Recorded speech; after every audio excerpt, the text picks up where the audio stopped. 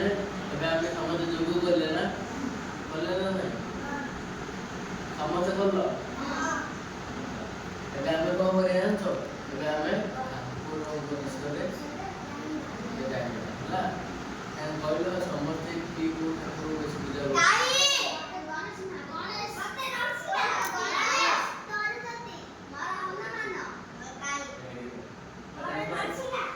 ଏବେ ଯୋଉ ଆସିବ କୋଉ ପୂଜାଟା ଆସିବ କହିଲ ଗଣେଶ ପୂଜା ଗଣେଶ ପୂଜା ବିଷୟରେ କେବେ ଜାଣିଛ ଗଣେଶ ପୂଜାରେ କଣ କଣ କହିଲ ଡେକୋରେସନ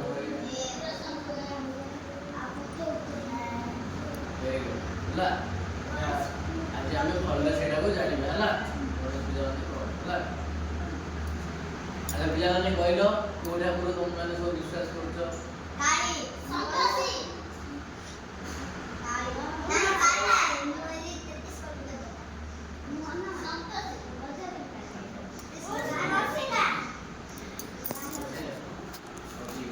ହେଲା ଆମେ ସମସ୍ତେ ବିଶ୍ୱାସ କରିବା ଗଣେଶ ଠାକୁର ପୂଜା ହେଲା ଆମେ ସମସ୍ତେ ଏବେ ଗଣେଶ ପୂଜା ହେଲା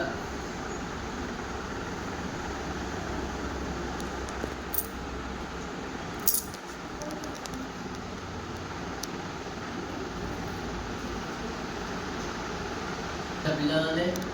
କହିଲ ଗଣେଶ ଠାକୁରଙ୍କୁ ଅଗ୍ର ପୂଜା କାହିଁକି କୁହାଯାଏ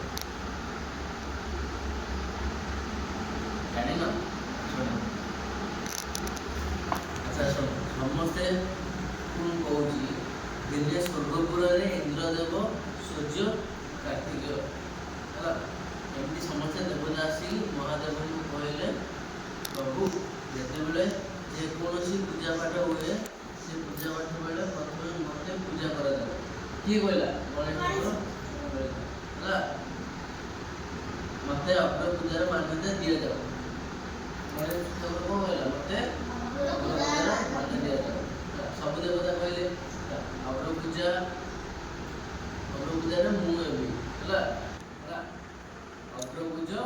ମୁଁ ଦେବି କିଏ ଦବ ହେଲା ସମସ୍ତଙ୍କ ମାଧ୍ୟମରେ କଣ ସୃଷ୍ଟି ହେଲା ହେଲା କଣ ସୃଷ୍ଟି ହେଲା ହେଲା ଶ୍ରୀ ଗଣେଶ ଓ କାର୍ତ୍ତିକ ମଧ୍ୟ ସେମାନେ ବି ଦେବତା ହେଲେ ହେଲା ମହାଦେବ କହିଲେ ଆମ ପଟେ ପ୍ରତିଯୋଗିତା କରିବା କଣ କହିଲେ ଏ ସଂସାରରେ ହେଲା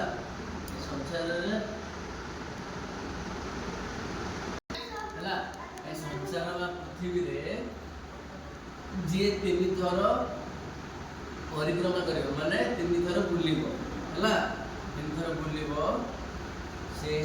3 ଥର ବୁଲିଲା ପରେ ପ୍ରଥମେ ଯିଏ ମହାଦେବ ଠାକୁରଙ୍କ ପାଖରେ ପହଞ୍ଚିବ ସେହି ଅଗ୍ରପୂଜା ହେଲା ଅଗ୍ରପୂଜା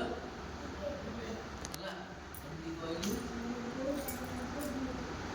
ସମସ୍ତେ କହିଲେ ଠିକ ଅଛି ହେଲା ସମସ୍ତେ ଠିକ ଅଛି ସମସ୍ତେ ନିଜ ନିଜ ବାହନ ଧରି ବାହାରିଲେ ସଂସାର ଭ୍ରମଣ କରିବା ପାଇଁ ଗଣେଶ କଣ ଧରି ବାହାରିଲା କହିଲ କାର୍ତ୍ତିକ ହେଲା ନିଜେ ପରିକ୍ରମା କରି ଚାଲିଗଲେ ହେଲା କହିଲେ ପିଲାମାନେ ଗଣେଶ ଆଚ୍ଛା କହିଲ ପିଲାମାନେ ଗଣେଶର ବାହାନ କିଏ ମୂଷା ବହୁତ ଧୀରେ ଧୀରେ ଚାଲେ ହେଲା କିଏ ଧୀରେ ଧୀରେ ଚାଲେ ହେଲା ଯେତେବେଳେ ଭଗବାନ ଶ୍ରୀ ଗଣେଶ ଭାବିଲେ ଶ୍ରୀ ପିତା ମହାଦେବ ଏବଂ ମାତା ପାର୍ବତୀ ଗଣେଶଙ୍କ ତାଙ୍କ ପିତାଙ୍କ ନାମ କଣ ପିତାଙ୍କ ନାମ କଣ ମାତାଙ୍କ ନାମ ଯେତେବେଳେ ମହାଦେବ ଓ ମାତା ପାର୍ବତୀ ସେମାନେ ତା ସଂସାରରୁ ଚଳାଉଛନ୍ତି ହେଲା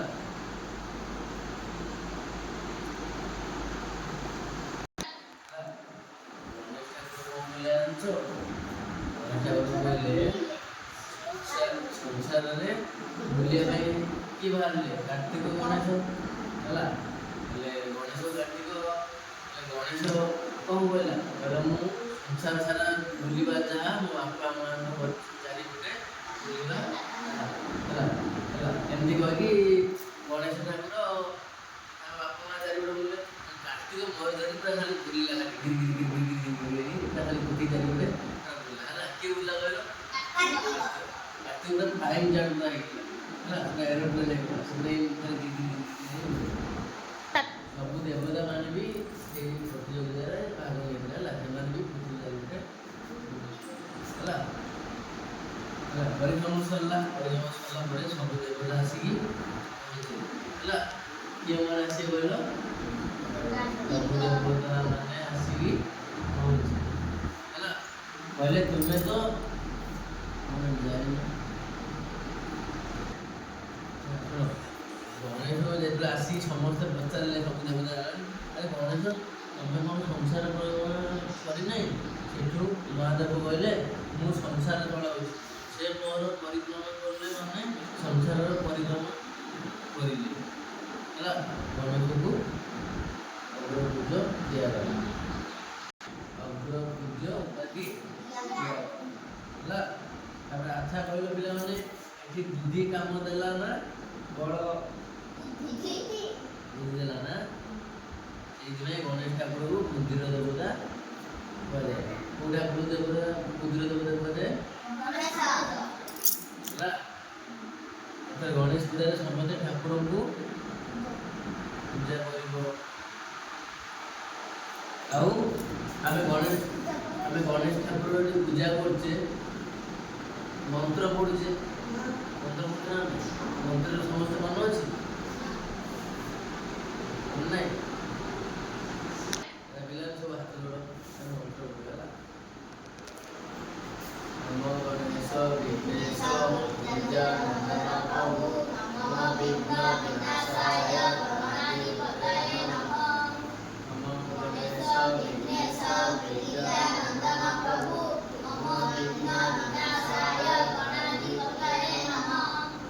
ନମୋ ଗଣେଶ ବିଘ୍ନେଶ ବିଦ୍ୟାନନ୍ଦନ ପ୍ରଭୁ ନମୋ ବିଘ୍ନ ବିନାଶାୟ ଗଣାଧିପତये ନମଃ ସମସ୍ତଙ୍କ ମନ ରହିଲା ସମସ୍ତଙ୍କ ମନ ରହିଲା ନା